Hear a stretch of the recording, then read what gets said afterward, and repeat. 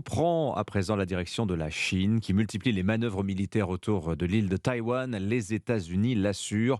En cas d'invasion de Taïwan, Pékin perdra à tous les coups. Oui, ce sera l'autre point chaud de cette année 2023 avec l'Ukraine. La Chine ne cache pas ses ambitions sur Taïwan. Pour l'instant, on en reste au stade des menaces, mais les Américains anticipent déjà le scénario tant redouté, celui d'une invasion qui les obligerait à intervenir. Sébastien Lebelzik, correspondant d'Europe 1 à Pékin.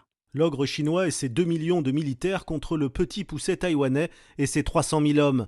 L'affaire semble entendue, sauf que selon des experts américains, une invasion de l'île par la Chine dans les 3 prochaines années serait probablement vouée à l'échec, en raison notamment du soutien attendu des États-Unis et du Japon. Raison pour laquelle Pékin a repris cette semaine ses exercices militaires. Wang Wenbin du ministère chinois des Affaires étrangères. Ces exercices visent à tester notre capacité de combat et à contrer résolument les provocations des forces extérieures et des séparatistes de Taïwan. Les experts américains ont étudié 24 scénarios d'invasion différents et selon eux, le degré d'implication des États-Unis sera déterminant. Sans aide américaine pour défendre Taïwan, l'île serait conquise par l'armée chinoise en moins de 3 mois. Mais la Chine perdrait au moins 10 000 hommes dans la bataille.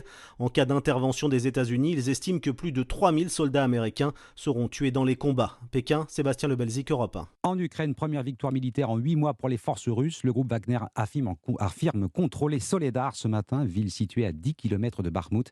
Kharkiv, cible de bombardement par ailleurs hier soir, quelques heures après la visite de la chef de la diplomatie allemande. Kiev lui a demandé une nouvelle fois la livraison de chars lourds Léopard 2. Et puis c'est peut-être